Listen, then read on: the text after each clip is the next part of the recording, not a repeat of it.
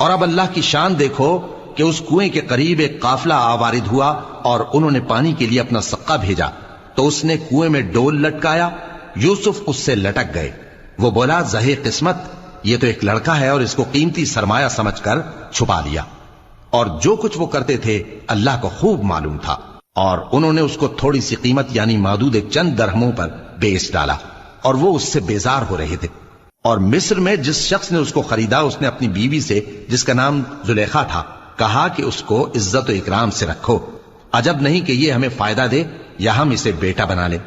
اس طرح ہم نے یوسف کو سرزمین مصر میں جگہ دی، اور غرض یہ تھی کہ ہم ان کو خواب کی باتوں کی تعبیر سکھائیں، اور اللہ اپنے کام پر غالب ہے لیکن اکثر لوگ نہیں جانتے۔ اور جب وہ اپنی جوانی کو پہنچے تو ہم نے ان کو دانائی اور علم عطا کیا، اور نیکوکاروں کو ہم اسی طرح بدلہ دیا کرتے ہیں۔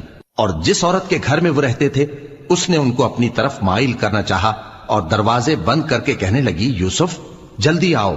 انہوں نے کہا کہ اللہ پناہ میں رکھے، وہ یعنی تمہارے میاں تو میرے آقا ہیں، انہوں نے مجھے اچھی طرح سے رکھا ہے، میں ایسا ظلم نہیں کر سکتا، بے شک ظالم لوگ فلاح نہیں پائیں گے۔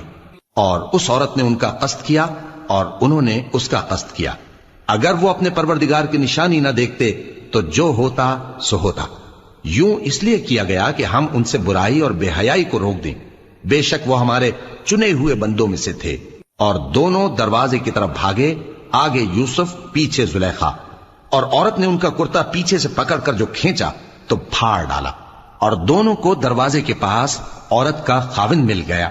تو عورت بولی کہ جو شخص تمہاری بیوی کے ساتھ برا ارادہ کرے اس کی اس کے سوا کیا سزا ہے کہ یا تو قید کیا جائے یا اسے دکھ کا عذاب دیا جائے۔ یوسف نے کہا اسی نے مجھ کو اپنی طرف مائل کرنا چاہا تھا، اور اس کے خاندان میں سے ایک گواہ نے گواہی دی کہ اگر اس کا کرتا آگے سے پھٹا ہو تو یہ سچی اور یوسف جھوٹا ہے، اور اگر کرتا پیچھے سے پھٹا ہو تو یہ جھوٹی اور وہ سچا ہے۔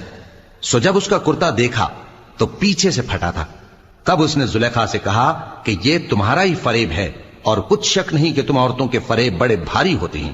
یوسف اس بات کا خیال نہ کر، اور زلیخا تو اپنے گناہ کی بخشش مانگ، بے شک خطا تیری ہی ہے۔